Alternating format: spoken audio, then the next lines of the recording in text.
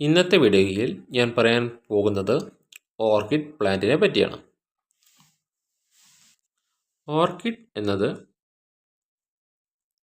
ഓർക്കിഡാസി എന്ന സസ്യകുടുംബത്തിൽപ്പെടുന്ന ലോകമെമ്പാടും കണ്ടുവരുന്ന അതീവ സുന്ദരമായ പുഷ്പസസ്യങ്ങളാണ്. ഏകദേശം 25,000-ലധികം ഇനങ്ങൾ ഓർക്കിഡുകൾക്കുണ്ട്.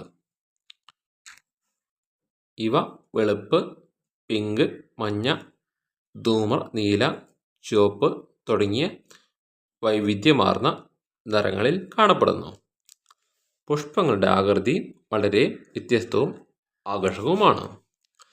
പല ഇനങ്ങൾക്കും സുഗന്ധമുണ്ട്. ദീർഘകാലം പൂക്കൾ നിലനിൽക്കും. പല ഓർക്കിഡുകളും മരങ്ങളുടെ മുകളിൽ എപ്പിഫൈറ്റുകൾ വളരുന്നു. ചില ഇനങ്ങൾ മണ്ണിലും വളരും. ഉഷ്ണമേഖല പ്രദേശങ്ങളിലാണ് കൂടുതലായി കാണപ്പെടുന്നത്. നേരിട്ടുള്ള കഠിന സൂര്യപ്രകാശം ഒഴിവാക്കുക. മിതമായ വെളിച്ചം മതിയാകും. അധിക വെള്ളം കൊടുക്കരുത്, വേര് ചീഞ്ഞു പോകാം. വായുസഞ്ചാരം നല്ലതായിരിക്കണം. പ്രത്യേക ഓർക്കിഡ് മണ്ണ് ഉപയോഗിക്കുന്നത് ഉത്തമമാണ്. ഇവ അലങ്കാര ചെടിയായി വ്യാപകമായി ഉപയോഗിക്കുന്നു. ചില ഇനങ്ങൾ ഔഷധ ഗുണങ്ങൾക്കും ഗവേഷണത്തിനും പ്രാധാന്യമുണ്ട്. ഓർക്കിഡ് പൂക്കൾ പരാഗണം സംഭവിച്ചതിന് ശേഷം വളരെ ചെറുതായ വിത്തുകൾ രൂപപ്പെടുന്നു.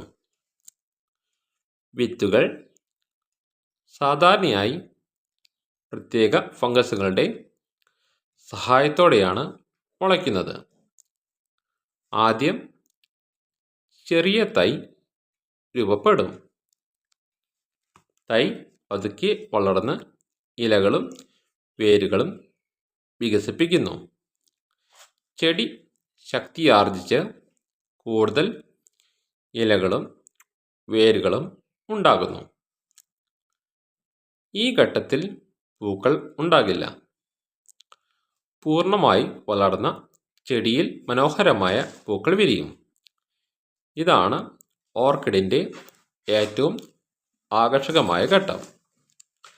കീടങ്ങൾ, പക്ഷികൾ അല്ലെങ്കിൽ മനുഷ്യരുടെ സഹായത്തോടെ പരാഗണം നടക്കുന്നു. പരാഗണം കഴിഞ്ഞ് ഫലം രൂപപ്പെടുകയും അതിൽ നിന്ന് പുതിയ വിത്തുകൾ ഉണ്ടാക്കുകയും ചെയ്യും. ഇങ്ങനെ ഇവയുടെ ജീവിതചക്രം തുടരുന്നു.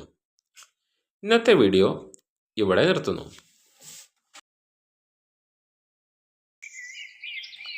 Subscribe, like, share.